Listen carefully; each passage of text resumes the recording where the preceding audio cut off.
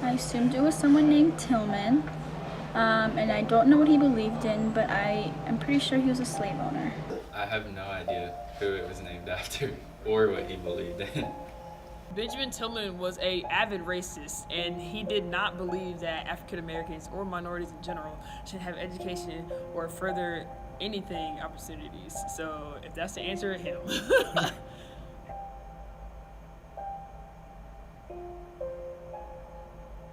A plantation? No. A very, very, very big slave plantation owned by John C. Calhoun.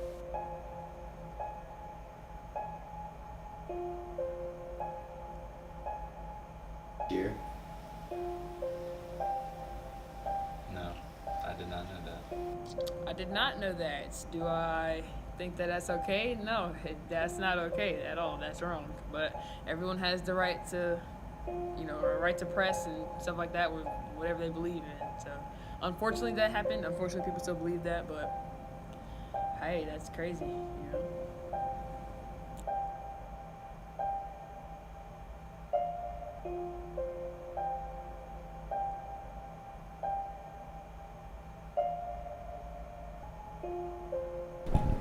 Do students know the history of the people that made Clemson University what it is today?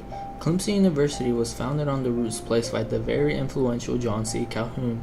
In a presentation by Rhonda Thomas called Call My Name, African Americans in Early Clemson University History, she explains that Calhoun's family lineage as well as the lineage of their African American slaves is what made Clemson University what it is today. The thing about the history is that it is not well known due to its relation to slavery, convict labor, and the Confederacy.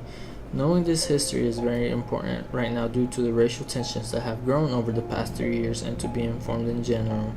Racist events have occurred at Clemson University, so it is not something we just see on the news.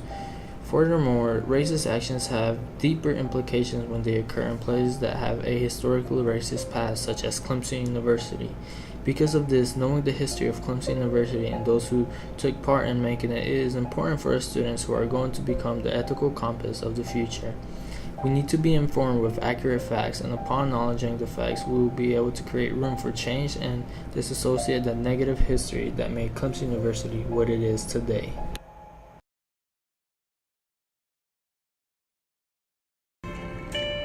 We must know the history of the campus creation and who was involved in creating it so that we can understand why racist actions on this campus have deeper rooted meanings. The basis of the land that consists of Clemson University today was bought by John C. Calhoun in 1825. Calhoun bought this land to build a summer home and create a plantation that functioned through slave labor. This plantation is known as the Fort Hill Plantation, and the house that belonged to him is still intact here on campus. John C. Calhoun was a very influential man, not only in South Carolina, but the United States as a whole. Calhoun was vice president twice, each under a different president. He was the Secretary of War and ended his career serving as a senator for South Carolina. In a newspaper article from 1992, the author described Calhoun as a man who saw slavery as the soundest foundation for liberty.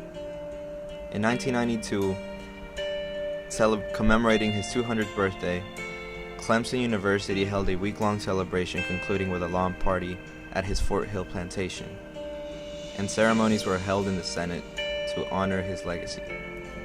Calhoun lived a prosperous life and fought for what he wanted, which included slavery.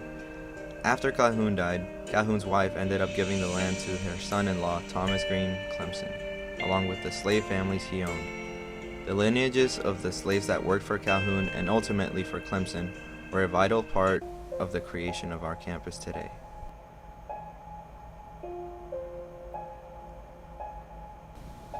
Another important and controversial figure that took part in the foundation of what makes up Clemson University is Benjamin Tillman.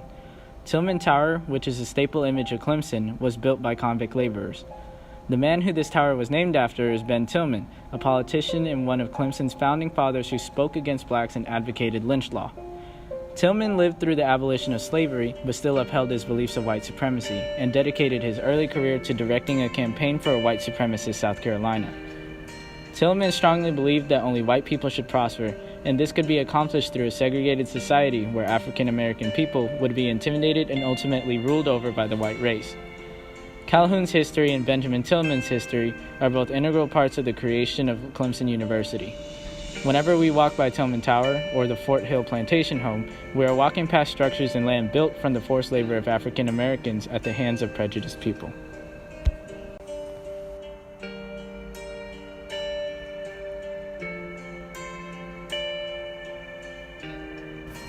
Because of the campus history, racist actions carry more weight here than somewhere else that there is not historically racist past.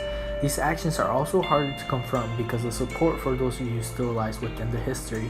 In 2016, the banner that commemorates the slaves that lived and worked at Fort Hill outside of the Fort Hill home was vandalized by hanging bananas from the banner as a racist gesture. Some people were very confused as to why this was still happening on a campus in 2016. This incident occurred days before Clemson University was going to place a historical marker at the site recognizing the slaves that lived and worked at Fort Hill. This event was reported in the news, and President Clemens, our current university president, spoke out to the university saying in an email, "This type of conduct is hurtful, disrespectful, unacceptable, and will not be tolerated." Another racist incident occurred on campus in 2017 when white supremacy recruitment flyers were taped around campus at various locations, including Fight Gym. These flyers clearly contained hate speech towards non-white people. The flyer read, "Attention white people," and listed things that white people should be concerned about, including diversity, disregarding political correctness, and asking if white people see a future for themselves and their families in the world we live in.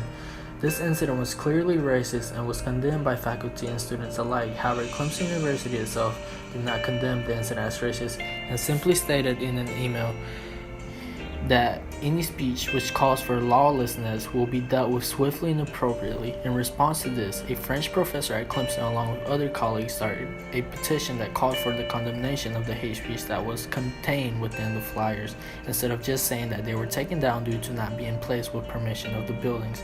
The petition explains that condemning this type of conduct shows that Clemson University truly cares and supports the minorities within its campus. Both incidents sparked outrage within minorities and mainly the African American community here on campus due to their racist content. Knowing the history is important when discussing racist incidents that happen here on campus, but some argue that bringing up the past is the reason those things happen in the first place. The See the Stripes campaign is an inclusion campaign aimed at looking at the dark aspects of Clemson's history, such as slavery and the use of convict labor for buildings here on campus.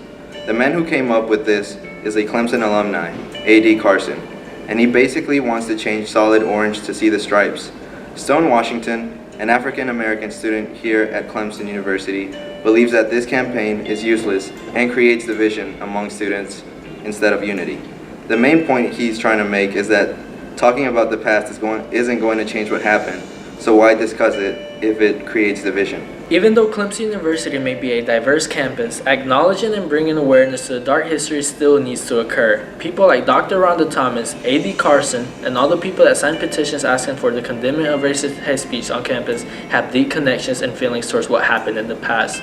A.D. Carson's See the Stripes campaign emphasizes that Clemson should not just focus on the school spirit or the orange, but also the dark stripes or the past. Carson's views are not unique to him, and this is why awareness of what happened in the past is necessary. This issue affects people in our Clemson community, even if it does not affect us personally.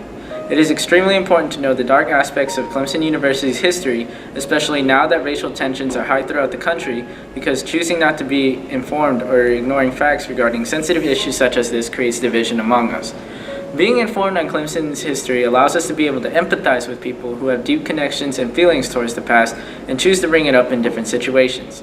Whether it is in the context of creating inclusion campaigns such as A.D. Carson's See the Stripes, or asking for the condemnation of hate speech like it occurred after the racist flyers were placed around campus, we must be able to listen and try to understand where people are coming from. The great late Martin Luther King Jr. said, "We are not makers of history, we are made by history." in essence, we are where we are today because of what happened in the past. And although it may not be for what we stand now, it is what got us here.